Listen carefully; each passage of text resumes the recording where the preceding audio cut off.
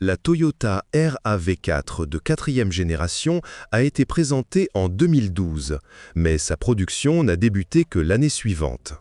Elle a remplacé son prédécesseur aux lignes plus arrondies et désormais dépassées.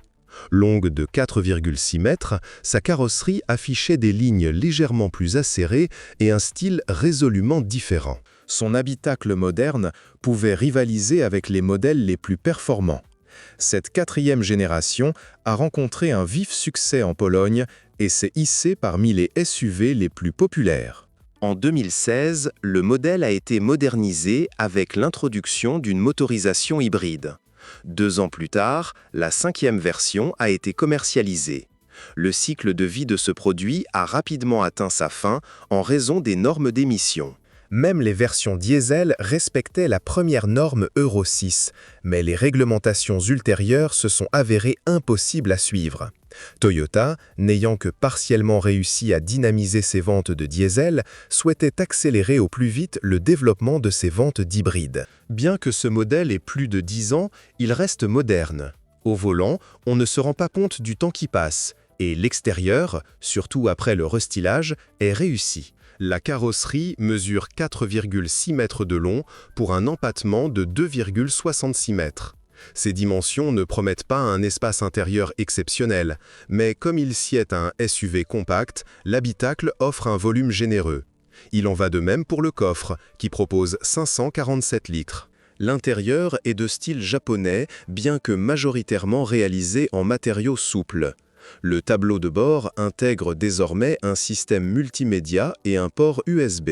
Les versions haut de gamme proposent en plus le dégivrage électrique des vitres, les sièges chauffants, la sellerie cuir, la reconnaissance des panneaux de signalisation, l'assistance au maintien de voie, le système anti-collision, le régulateur de vitesse adaptatif et un système audio JBL. L'achat d'un modèle restylé vous offre un véhicule aux équipements similaires à ceux du RAV4 plus récent. Les sièges sont confortables et les sièges arrière sont dotés de dossiers inclinables.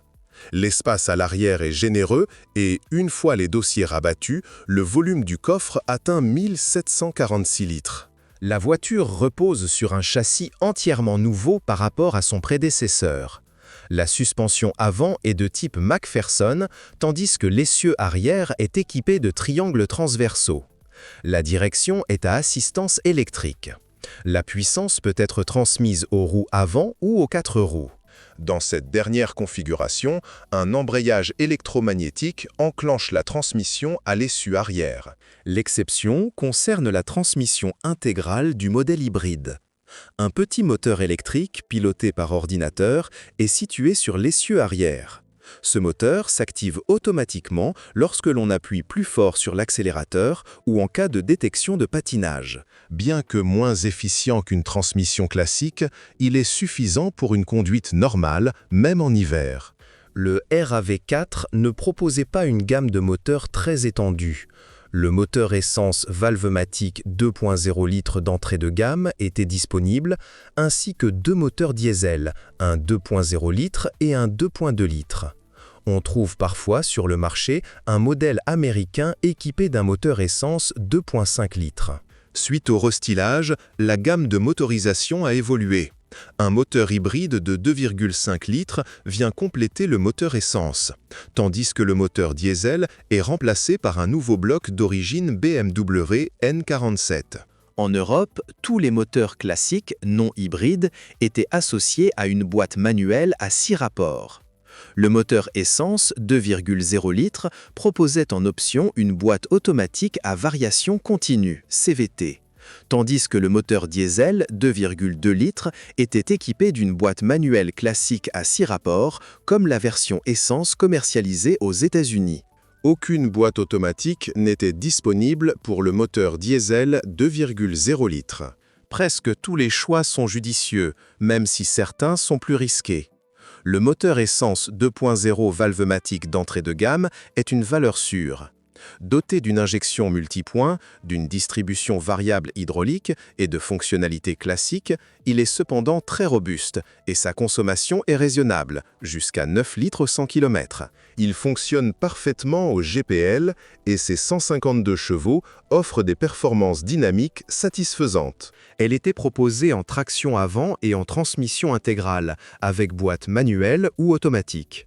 La boîte automatique est une transmission à variation continue, CVT, parmi les meilleures du marché, mais moins performante que les boîtes automatiques traditionnelles. Le moteur 2,5 litres, destiné au marché américain, est encore plus performant et dispose d'une meilleure boîte de vitesse.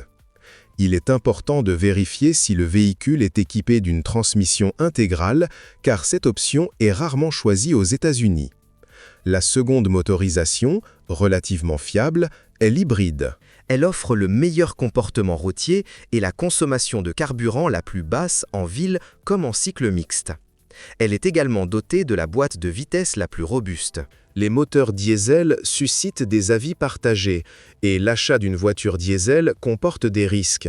Il est préférable d'éviter complètement ce type de véhicule. Le moteur 2.0 Valvematic n'a rien d'exceptionnel. Il ne cause pas de problème majeur sur le Toyota RAV4, hormis quelques cas occasionnels de légère surconsommation d'huile et de fuite au niveau de la pompe à liquide de refroidissement. Si la vidange n'est pas effectuée correctement, la chaîne de distribution devra être remplacée après environ 200 000 km, mais cela reste rare. Un kit de remplacement coûte entre 190 et 220 €. Le modèle 2,5 litres essence américain est encore plus fiable.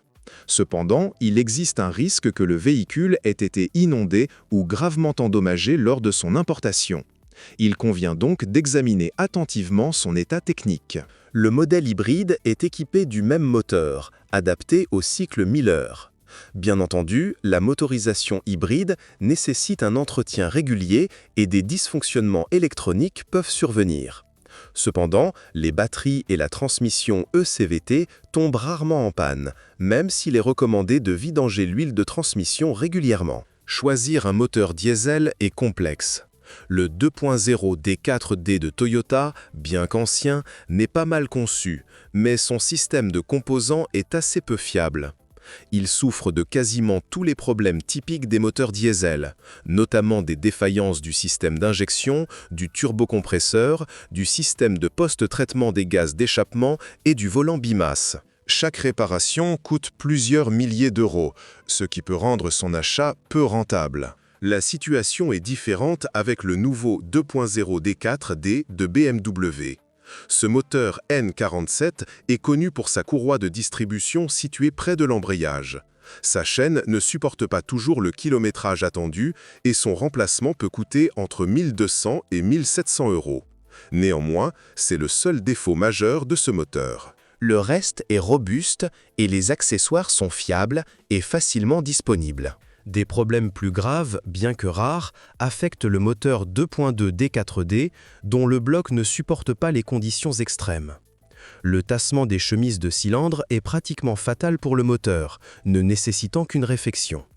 Une fuite de liquide de refroidissement dans les cylindres peut endommager le bloc, rendant alors toute réfection impossible. Cependant, de nombreux utilisateurs sont satisfaits et considèrent ce moteur comme le meilleur de ce modèle, louant ses performances dynamiques et sa consommation de carburant raisonnable. Fonctionnel et performant, il est doté de composants durables qui n'engendrent pas de coûts élevés.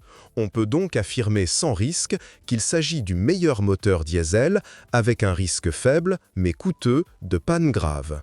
Le prix d'un moteur d'occasion avoisine les 1200 €. En matière de boîte de vitesse, la quasi-totalité est robuste, bien que la CVT, aussi appelée Multidrive S, soit moins performante. Une transmission à variation continue, CVT, peut parcourir environ 300 000 km, mais une utilisation intensive peut nécessiter une révision. Il est conseillé d'effectuer un essai routier, de préférence sur autoroute à plus de 100 km/h, et d'être attentif à tout bruit suspect après le démarrage à chaud. Si un bruit de sifflement ou de bourdonnement se fait entendre, la transmission est probablement usée. Les Toyota sont peu protégés contre la corrosion, mais la rouille n'est généralement pas immédiatement visible. Elle est souvent dissimulée sous la carrosserie et dans les recoins. Le mécanisme d'ouverture du haillon est problématique. Contrairement au modèle précédent, il se soulève comme sur un break classique, au lieu de s'ouvrir latéralement comme sur un 4x4. Les actionneurs du mécanisme électrique, qui coûtent environ 140 € la paire, sont particulièrement fragiles sur les modèles d'avant le restylage.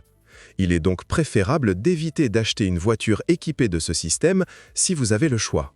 Un problème courant est la fissuration du pare-brise. Il est donc judicieux d'acheter une voiture équipée d'un pare-brise neuf, même non d'origine. Si un remplacement s'avère nécessaire, le pare-brise lui-même ne vous coûtera pas cher, environ 120 €.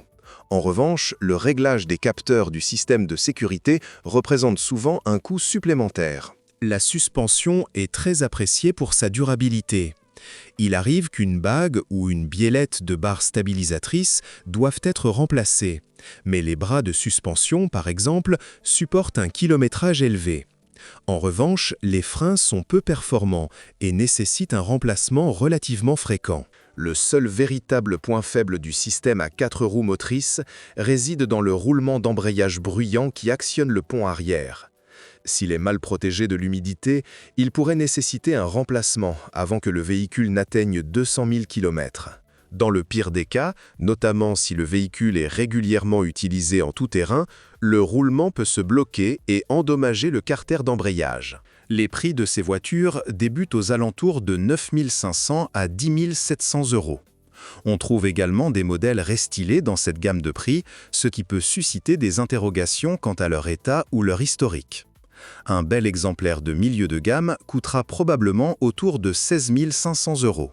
Les voitures les plus chères peuvent même dépasser les 21 500 €. Seul un tiers des modèles proposés sont diesel, 30% sont hybrides et le reste sont à essence. 30% des véhicules sont à 4 roues motrices, tandis qu'un Toyota RAV 4x2 est équipé d'une transmission automatique. Bonjour les amis. Vous cherchez une voiture d'occasion? Vous devez prêter attention au site web carm.pro. Carm.pro est grand catalogue de voitures, moteurs, boîtes de vitesse. Et le meilleur, c'est que vous pouvez trouver des informations sur les pannes de n'importe quelle pièce. Complètement gratuit. Allez sur le site web carm.pro et découvrez tous les éventuels points faibles des voitures d'occasion.